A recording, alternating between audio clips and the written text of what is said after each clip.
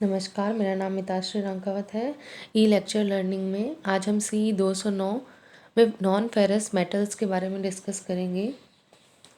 तो non ferrous metals यानी कि अलोह धातु जो होती है, उनमें लोहा जो है वो मुख्य घटक नहीं होता है। ऐसी धातुओं को अलोह धातु या नॉन फेरस मेटल्स बोलते हैं और इन धातुओं का उपयोग इंजीनियरिंग वर्क्स में बहुत कम किया जाता है। तो जिन मेटल्स में आयरन का जो कंटेंट है वो नहीं होता है, वो नॉन फेरस मेटल्स कहलाती हैं, जैसे कि एल्युमिनियम, कॉपर, जिंक। ये सब किस में आती है? नॉन फेरस मेटल्स में आती है। कुछ नॉन फेरस मेटल्स जो हैं वो आयरन और स्टील इंडस्ट्रीज़ में भी यूज़ किए जाते हैं, जैसे कि बॉक्साइट। बॉक्साइट को हम ब्लास्ट फर्नेसेस में फ्लक्स के रूप में इस्तेमाल करते हैं और दूसरे जो क्रोमाइट आदि मेटल्स हैं उनको फेरस एलॉयज बनाने के लिए यूज़ में लिया जाता है। तो इस प्रकार हम देख सकते हैं कि कुछ धातुएं जो हैं नॉन फेरस धातुएं, उन्हें हम इंजीनियरिंग कार्यों के लिए यूज़ में ले सकते हैं। अभी यहाँ पर आपको स्क्रीन पर एक एसएन कर्व दिख रहा है इन मेटल्स का, जिसमें कि आप देख सकते हो कि अगर एक बार क्रैक्स स्टार्ट हो जाते हैं नॉन फेरस मेटल्स में, तो ये क्रैक क्या होते हैं? ग्रेजुअली कंटिन्यू रहते हैं, इंक्रीज़ होते हैं। बहुत कम स्ट्रेस के अंदर भी ये ग्रेजुअली ग्रो करते जाएंगे और अल्टीमेटली स्पेसिमेन के फेलियर को लीड करेंगे। तो इस प्रकार से आपको यहाँ पर नॉन फेरस धातुओं का जो एसएन कर्व है वो दिखाई दे रहा होगा। लेकिन कुछ धातुएं जो हैं वो ऐसी होती हैं जिनमें जो क्रैक्स हैं उनका प्रोपोगेशन धीरे रहता है, कम रहता है और ये एक अननॉच्ड स्पेसिमेंस की तरह बिहेव करते हैं। आपको स्क्रीन पर कुछ नॉन फेरस धातुएं दिखाई दे रही होगी: copper, brass, aluminium, tungsten, lead etcetera. तो हम सबसे पहले अब बात करेंगे एल्युमिनियम के बारे में कि एल्युमिनियम क्या है और इसका उपयोग कहाँ किया जाता है, इसकी प्रॉपर्टीज़ क्या है। तो जो एल्युमिनियम है वो हमारे जो पृथ्वी है उस पर बहुत अधिक मात्रा में पाया जाता है और सबसे पहले एल्युमिनियम का उत्पाद 1827 में हुआ था और इसको हम बॉक्साइट से प्राप्त करते हैं, जो कि Al2O3.2H2O की फॉर्म में होता है। और ये जो एल्युमिनियम होता है वो जल योजित ऑक्साइड होता है। एल्युमिनियम का जल योजित ऑक्साइड है। कौन सा? बॉक्साइट। अगर हम इंडिया की बात करते हैं तो उड़ीसा, जम्मू इत्यादि क्षेत्रों में इसको हम प्राप्त कर सकते हैं। तो एल्युमिनियम जो है वो एक widely used non ferrous alloy है। हम हमारे डेली यूज़ में भी, जो हमारे घरों में भी हम देखते हैं एल्युमिनियम का यूज़ करते हैं हम। ये अनआयोनाइज्ड फॉर्म में होता है और सिल्वर कलर में होता है।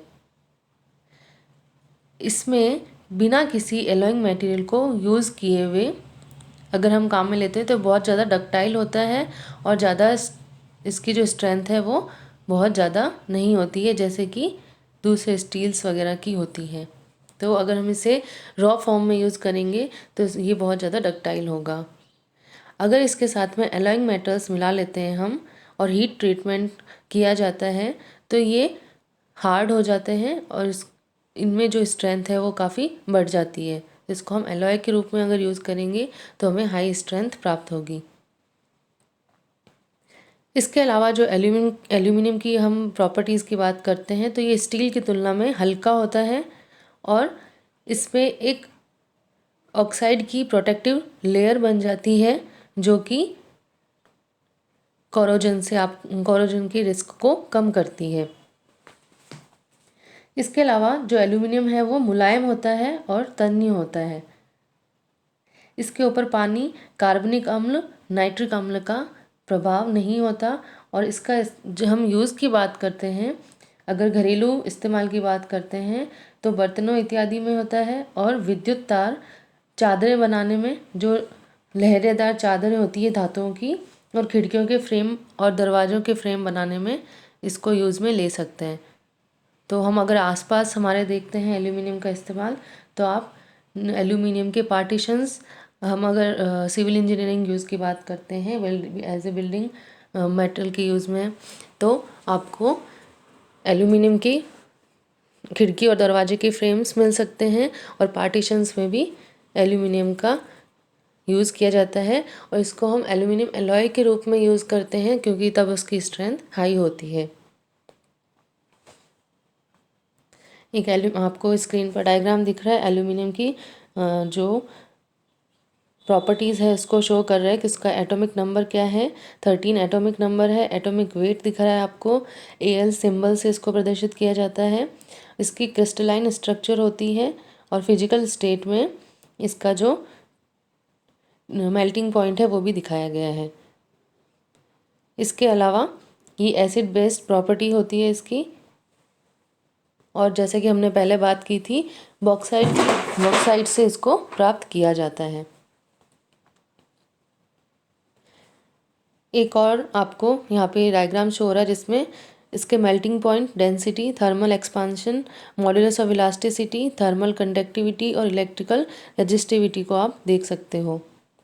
तो इन शॉर्ट मैं वापस एल्यूमिनियम के बारे में बात करती हूँ। तो एक ये लाइट वेट, ड्यूरेबल, मैलिएबल और कोरोजन रेजिस्टेंट मटेरियल है।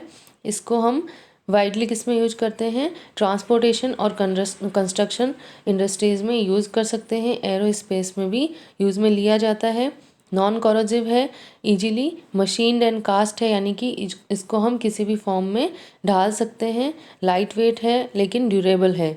नॉन मैग्नेटिक है, नॉन स्पार्किंग है, और गुड और इलेक्ट्रिसिटी हीट और इलेक्ट्रिसिटी का गुड कंडक्टर है।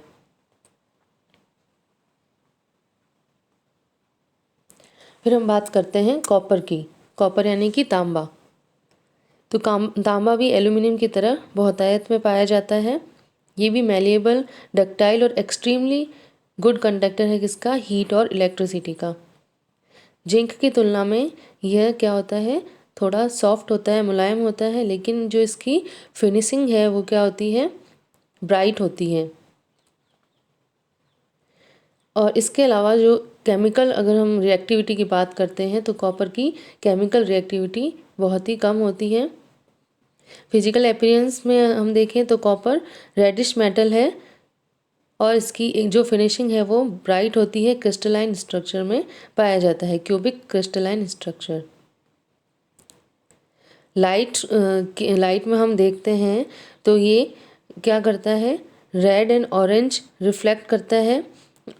इसके अलावा तांबा जो है उसकी हम उपलब्धता की बात करते हैं तो ये इसके जो मुख्य धातु हैं वो क्यूप्राइट, मेलेकाइट, एजुराइट इत्यादि होते हैं, और भारत में यह राजस्थान, बिहार और सिक्किम में ज़्यादा पाया जाता है।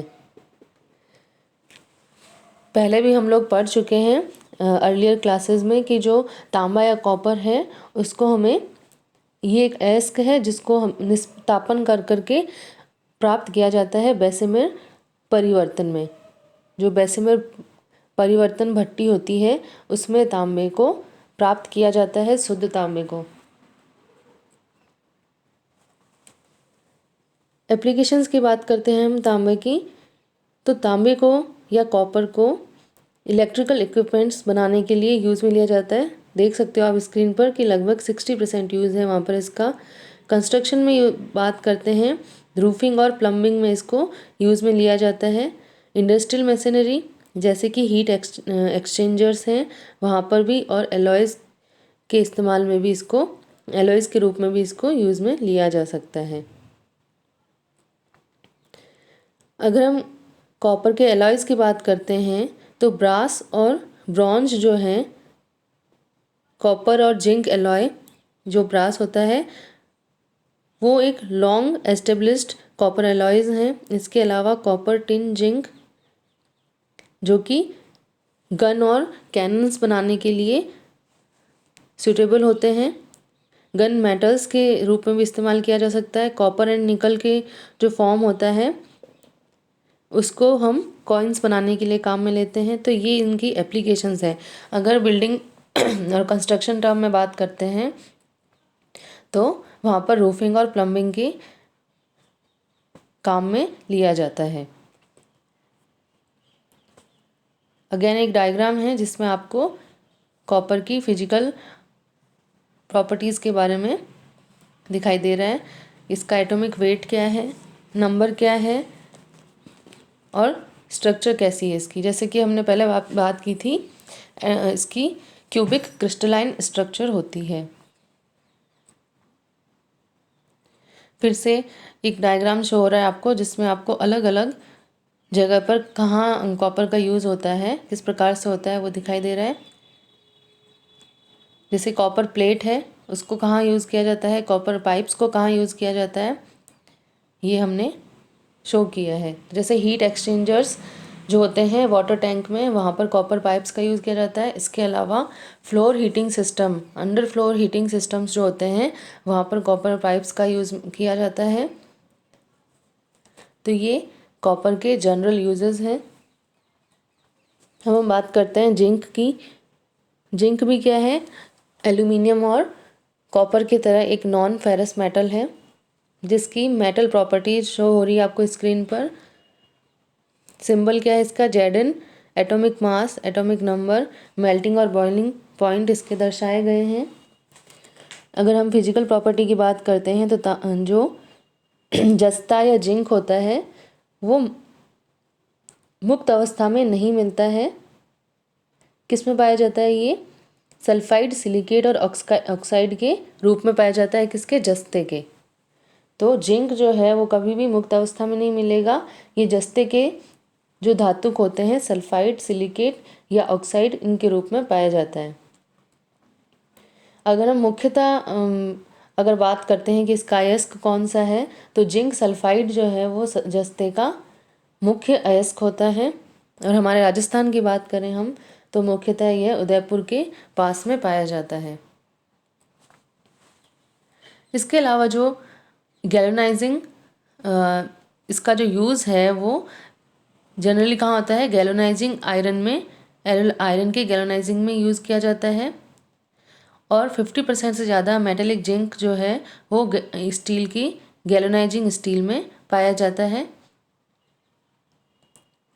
इसके अलावा जो इलेक्ट्रिकल बैटरीज होती है उसमें नेगेटिव प्लेट्स को बनाने में इसे काम में लिया जाता है। और बिल्डिंग कंस्ट्रक्शन की बात करें तो रूफिंग में और गटर्स में इसका इस्तेमाल किया जाता है। ठीक है। इसके अलावा जो जिंक होता है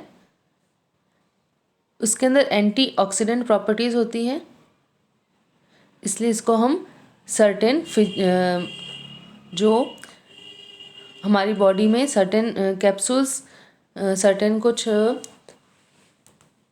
चेंजेस के लिए, जैसे कि प्री मैच्योर एजिंग है, उसके लिए यूज़ में लिया जाता है। तो ये जिंक के यूजेस थे। बिल्डिंग कंस्ट्रक्शन में बात करें तो रूफिंग और गटरिंग में, इस गटर्स में इसका यूज़ लिया जाता है। हम बात करते हैं कोरोजन की, यानी कि संक्षारण। हिंदी में बोलते हैं कोरोजन को संक्षारण। संक्षारण जो है या कोरोजन, ये किस में पाया जाता है, सामान्यतः धातु ऑक्साइड अथवा सेमीकंडक्टर के ऑक्सीकरण के परिवर्तन के साथ संबंधित होता है। क्या होता है कोरोजन, अगर मैं जनरल टर्म में बात करती हूँ तो जो मेटल है उसमें केमिकल रिएक्शंस के कारण क्या होता है, डिटोरिएशन हो जाता है, डिके हो जाता है। इस प्रक्रिया को कोरोजन कहते हैं। और ये केमिकल रिएक्शंस किसके बीच में होगी, केमिकल रिएक्शंस होगी मेटल और जो सराउंडिंग एनवायरनमेंट है, वातावरण है, उसके बीच में केमिकल रिएक्शन होने के कारण किसी भी मेटल की सरफेस का कोरोजन हो सकता है, जिसके द्वारा क्या होगा, मेटल की सरफेस खराब हो जाएगी, डिटोरिएट हो जाएगी, मेटल वहाँ से हट जाएगा। ये जो प्रोसेस है वो एक ऑक्सीडेशन प्रोसेस है जो कि मेटल की सरफेस को ख़राब कर देता है, डिटोरिएट कर देता है। कोरोजन के लिए जो रिस्पॉन्सिबल फैक्टर्स हैं वो क्या होते हैं, उस मेटल की कंपोजिशन होते हैं, एनवायरमेंटल, केमिकल्स, टेम्परेचर्स, ये सब किसके लिए रिस्पॉन्सिबल होते हैं, कोरोजन के लिए। कोरोजन डिफरेंट फॉर्म में पाया जा सकता है और अल्टीमेटली किसी भी मेटल के डिटोरिएशन को लीड करता है। जनरली हम बात करते हैं कोरोजन के टाइप्स की, तो कोरोजन को दो भागों में वर्गीकृत किया जा सकता है, वायुमंडलीय कोरोजन और दूसरा विद्युत रासायनिक कोरोजन। तो जो वायुमंडलीय कोरोजन है वो गैसों के द्वारा, यानी कि जो केमिकल गैसेस हैं उनके द्वारा, वायुमंडलीय गैसेस द्वारा आपको ये कोरोजन देखने को मिल सकता है। इसके अलावा जो दूसरे फॉर्म से कोरोजन की, वो क्या हो सकती है, यूनिफॉर्म और जनरल अटैक के कारण हो सकती है। जनरल अटैक किसका, वायुमंडलीय प्रभाव है उसके द्वारा। गैल्वेनिक कोरोजन हो सकता है, pitting, intergranular, selective, erosion corrosion, stress corrosion और हाइड्रोजन डैमेज। ये इतने प्रकार के जो टाइप्स हैं कोरोजन के वो पाए जा सकते हैं। उसके बाद में जब हम कोरोजन की क्रियाविधि या मैकेनिज्म ऑफ कोरोजन की बात करते हैं, तो ये जो क्रियाएं हैं कोरोजन की वो दो प्रकार से हो सकती है। एक तो हाइड्रोजन की उत्पत्ति की क्रियाविधि और दूसरी है ऑक्सीजन अवशोषण की क्रियाविधि, यानी कि एनोडिक रिएक्शन और एसिडिक एनवायरमेंटल रिएक्शंस। तो आपको स्क्रीन पर कोरोजन का जो प्रोसेस है, मैकेनिज्म है, वो शो हो रहा है। उसमें आप जो पहला प्रोसेस है उसमें देख सकते हैं कि जो the anodic reaction is the corrosion process is always the oxidation reaction. दूसरा जो है वो कैथोडिक प्रोसेस है और इसमें क्या होता है, हाइड्रोजन आयंस का रिडक्शन होता है मेनली।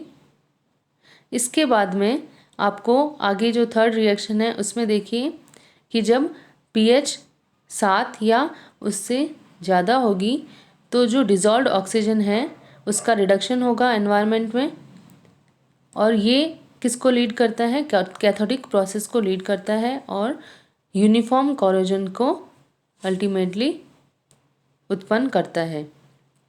तो ये क्या है, किसमें होगा, ये एल्काइलिन और न्यूट्रल जो एनवायरनमेंट होगा, हमने बात की थी कि जो pH 7 या उससे ज़्यादा होगी, एल्काइलिन और न्यूट्रल एनवायरनमेंट होगा, तब डिज़ोल्व्ड ऑक्सीजन की रिडक्शन के कारण कैथोडिक प्रोसेस स्टार्ट होगा और यूनिफॉर्म कोरोजन की तरफ लीड करेगा।